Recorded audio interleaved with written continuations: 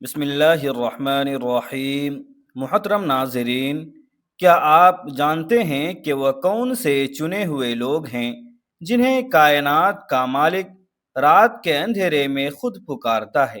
اور کیا آپ نے کبھی سوچا ہے کہ اللہ تبارک و تعالی نماز تہجد کے لیے کس کو بیدار کرتا ہے؟ اور آخر کس کو یہ عظیم توفیق ملتی ہے؟ وہ خوش نصیب کون لوگ ہیں جن کو اللہ تبارک و تعالی تمام دنیا کے سوتے ہوئے اپنے سامنے سجدے کی توفیق عطا فرماتا ہے اور رات کے آخری حصے میں ان کو بیدار کر دیتا ہے؟ سامعین کرام، خاموش رات، گہری نیند اور دنیا سے بے خبر آنکھیں، اسی اندھیرے میں چند چراغ جلتے ہیں، چند دل جاگتے ہیں، چند آنکھیں نم ہوتی ہیں۔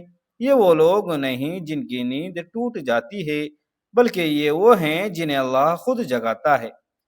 تہجد کوئی عام نماز نہیں ہے، یہ رب کی طرف سے آنے والی ایک خاص دعوت ہے۔ ہر دل اس دعوت کا اہل نہیں ہوتا اور ہر آنکھ کو یہ سعادت نہیں ملتی۔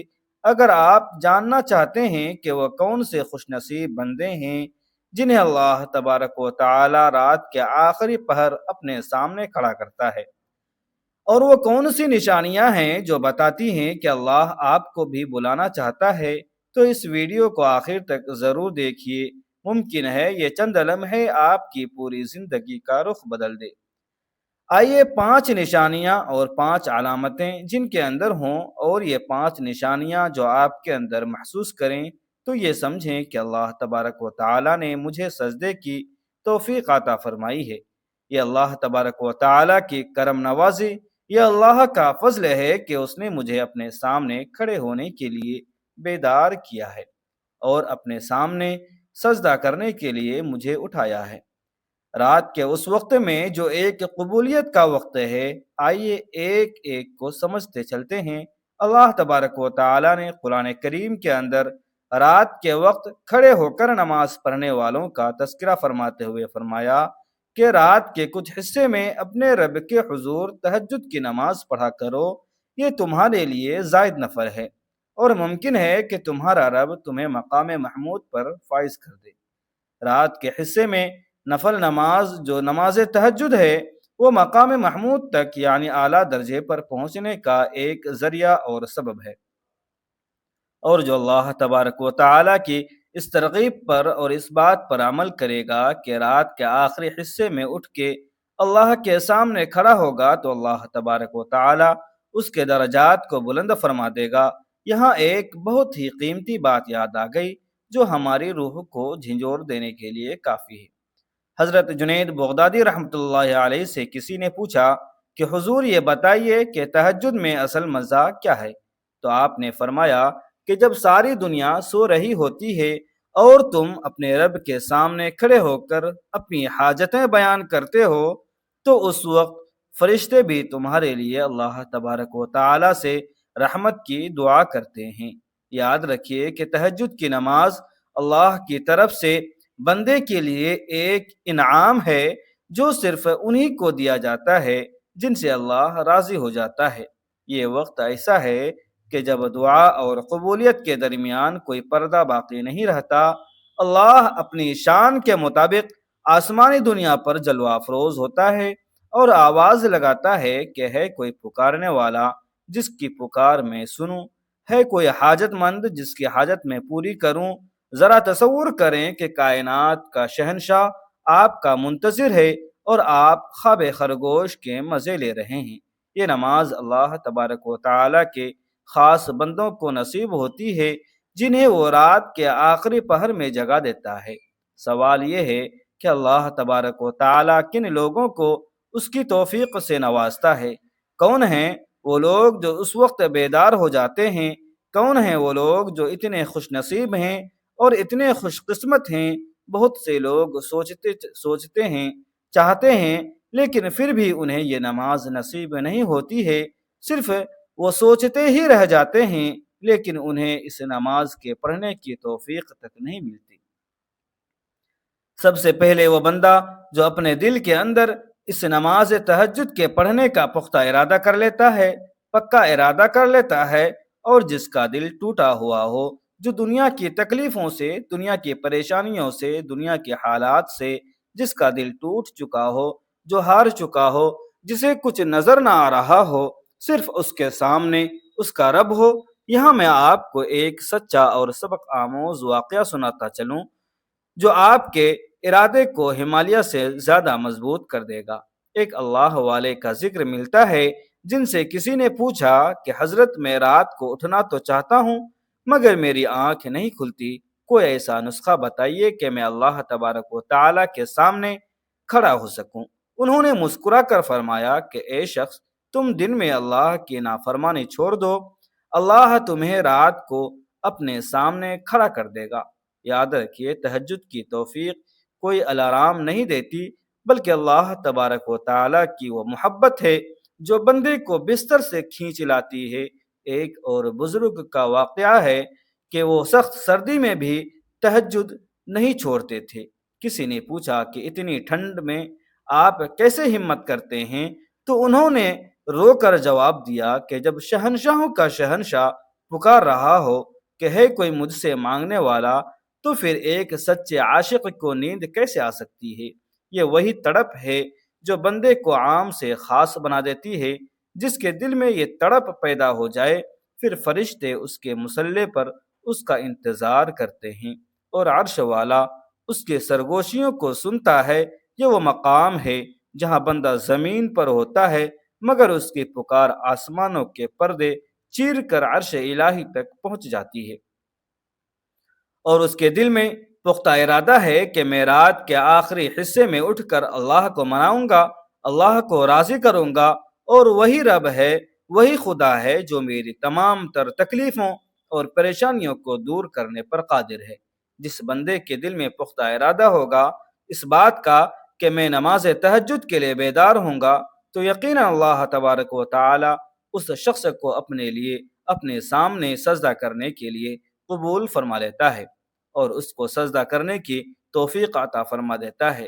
صرف سوچ لینا کافی نہیں، بلکہ دل کا پختہ ارادہ یہ کہ یہ عمل مجھے کرنا ہے تو کرنا ہے، یہ نماز مجھے پڑھنی ہے تو پڑھنی ہے۔ دل میں پختہ عزم اور ارادہ نہ چاہتے ہوئے بھی اپنے آپ کو بیدار کرنے کی کوشش کرنا ہے۔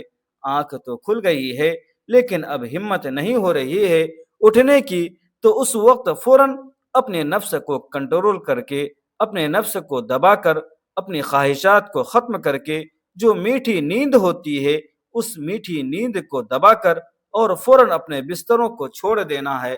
اس کے بعد اللہ تبارک و تعالی مدد فرماتا ہے، اس کے بعد اللہ تبارک و تعالی بندے کو اپنے قریب لے لیتا ہے کہ یہ وہ بندہ ہے جس نے اپنے نفس کی نہیں مانی، میری مانی ہے۔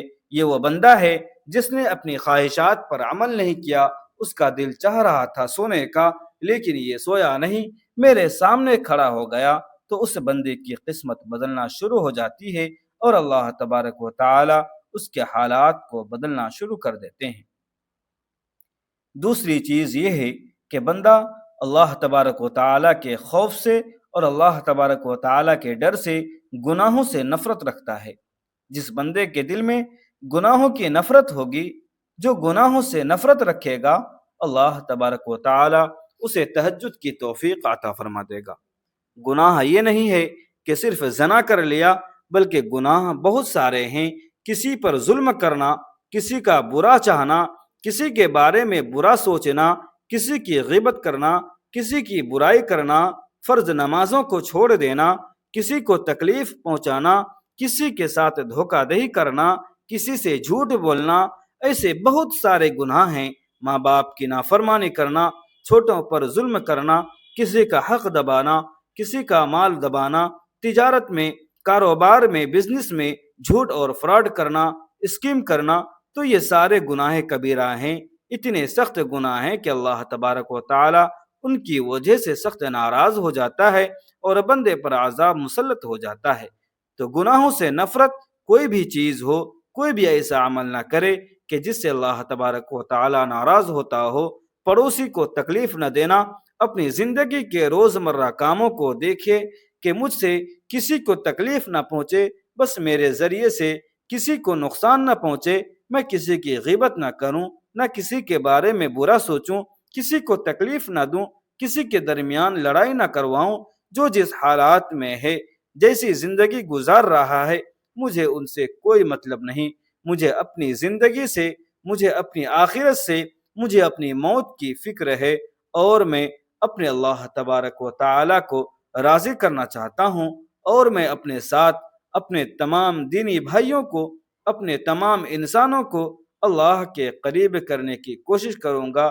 یہ فکر میرے دل میں ہے تو یہ چیز ٹھیک ہے، تو اس کے بارے میں اس کے اوپر اللہ تبارک و تعالی اجر و انعام سے بھی نوازتا ہے۔ اللہ تبارک و تعالی اس کے درجات کو بھی بلند کر دیتا ہے، لیکن آدمی جب خالی بیٹھا رہتا ہے تو پھر ادھر ادھر کی برائیاں اور پتہ نہیں کیا کیا وہ اپنے دل میں لے کر بیٹھ جاتا ہے، تو وہ طریقہ ٹھیک نہیں ہے۔ جو طریقہ اسلام کے خلاف ہے، قرآن اور حدیث کے خلاف ہے، اور وہ طریقہ ٹھیک نہیں ہے۔ ناظرین، جو طریقہ ٹھیک ہے وہ کیا ہے؟ قرآن اور حدیث سے جو چیزیں ہمیں ملتی ہیں، جو یہ بات آپ کو سمجھ میں آ گئی کہ گناہوں سے نفرت کر لیا۔ گناہ یہ نہیں کہ صرف زنا کر لیا یا کسی لڑکی سے بات کر لی، بلکہ بہت سارے گناہ ہیں جو ہم میں سے روزمرہ قدم بقدم پر سرزد ہو جاتے ہیں۔ تو اس چیز کا خاص خیال رکھنے والا انسان اللہ تبارک و تعالی کا قریبی بن جاتا ہے، اور اللہ تبارک و تعالی اسے اپنے سامنے سجدہ کرنے کی توفیق عطا فرما دیتا ہے، ورنہ گناہ کی نحوست کی وجہ سے اللہ تبارک و تعالی اس سے سجدے کی توفیق چھین لیتا ہے۔ اسی طریقے سے اللہ تبارک و تعالی کے لیے جو شخص دنیا سے تعلق توڑ دیتا ہے، جو اپنے دل میں دنیا کی محبت نہیں رکھتا کہ مجھے دنیا سے کوئی مطلب نہیں، دنیا سے کوئی سروکار نہیں، دنیا کے مال سے، دنیا کے حسن و جمال سے، دنیا کی خواہشات سے، دنیا کی بڑی بڑی بلڈنگوں اور بڑے بڑے پارکوں اور بڑی بڑی گاڑیاں دیکھ کر میرے دل میں ذرہ برابر بھی خیال نہیں آتا کہ میں بھی ایسا ہو جاؤں، میرے پاس بھی اتنا مال و دولت جمع ہو جائے، اتنا مال و دولت آ جائے۔ نہیں، میرے دل میں صرف اور صرف اللہ کی محبت ہے، اللہ کے دین کی محبت ہے، اللہ کے رسول صلی اللہ علیہ وسلم کی محبت ہے۔ یہ چیز دل میں آ جائے اور بندے کو دنیا کی کوئی چیز متاثر نہ کر سکے، تو سمجھو کہ اس کے دل میں اب اللہ تبارک و تعالی کی محبت ہے، دنیا کی محبت نہیں ہے۔ ہاں، مال کا آ جانا، مال کا مل جانا، مال کا جمع کرنا، مال کا کمانا، حلال رزق کمانا، یہ برا نہیں ہے، لیکن اس کی محبت دل میں پیدا کر لینا اور اس کے چھوٹنے پر اور مال کے نہ ملنے پر اللہ سے بدگمان ہو جانا، اللہ سے دور ہو جانا، اللہ کی شکوہ شکایتیں لوگوں سے کرتے رہنا، یہ غلط ہے۔ یہ تو دنیا کی محبت ہو گئی ہے۔ دنیا ہمیں نہ ملے تو ہم اللہ سے ناراض ہو گئے، ہم اللہ کی شکوہ شکایتیں کرنے لگے، اللہ تبارک و تعالیٰ کی شان میں گستاخی کرنے لگے، تو یہ چیزیں غلط ہیں۔ صحیح کیا ہے کہ آدمی کے دل میں ذرہ برابر بھی دنیا کی خواہشات، دنیا کی چیزیں پیدا نہ ہوں، بلکہ جو کچھ ہو رہا ہے بس وہ ہو رہا ہے، مجھے ذرہ برابر کوئی فرق نہ پڑے، بس مجھے اپنے اللہ کو راضی کرنا ہے، اور میرے دل میں اللہ کی محبت ہے۔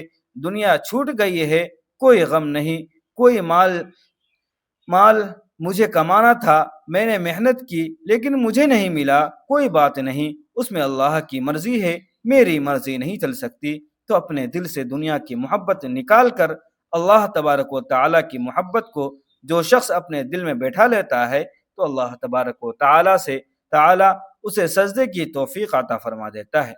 تو یہ نشانیاں اور علامتیں ان بندوں کی ہیں جو اللہ تبارک و تعالیٰ کے خاص بندے ہیں، جو اللہ تبارک و تعالیٰ کے لاڈلے بندے ہیں، جن سے اللہ تبارک و تعالیٰ محبت کرتا ہے، اور جو اللہ سے محبت کرتے ہیں، کتنا بہترین تعلق ہے، کتنا بہترین ایک رشتہ ہے، کتنا بہترین کانٹیکٹ ہے اللہ سے جڑنے کا، اور اللہ سے تعلق کو قائم کرنے کا، اور اللہ سے اپنا دل لگانے کا جو مزہ ہے وہ کسی اور چیز میں نہیں ہے۔